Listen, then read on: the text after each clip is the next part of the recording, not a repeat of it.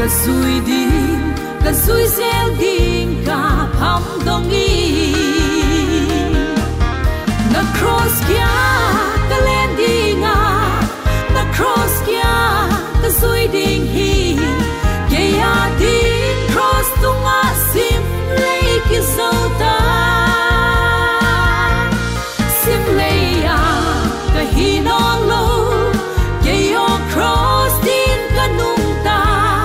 ka lampi ka sui pen zo qua cross a hi ka mok na ding na pua a ka khel na ding na pua a ke ya ding in cross tunga na hong thuak ta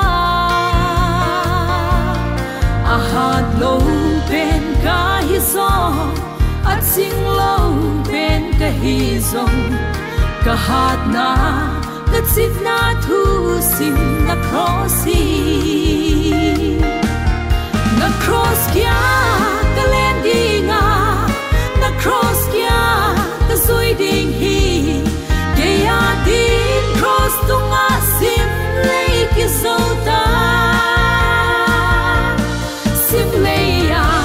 ka hi no lo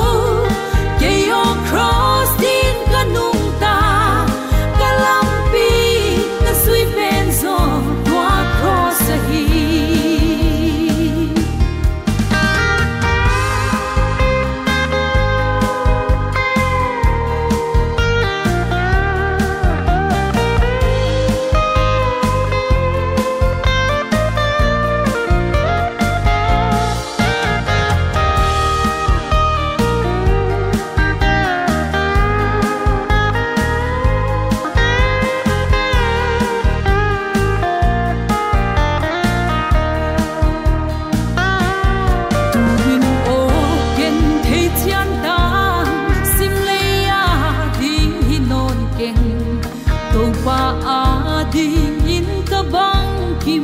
piata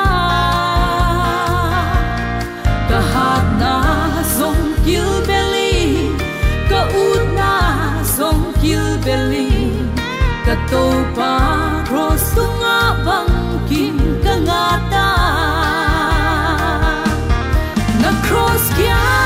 ka len ding a na cross kia ka zui ding hi ke ya ding cross tunga sim ki zauta sim lei ya ka hi no lo ke yo cross din ka nung ta ka lampi ka sui pen zo qua cross a hi na cross kia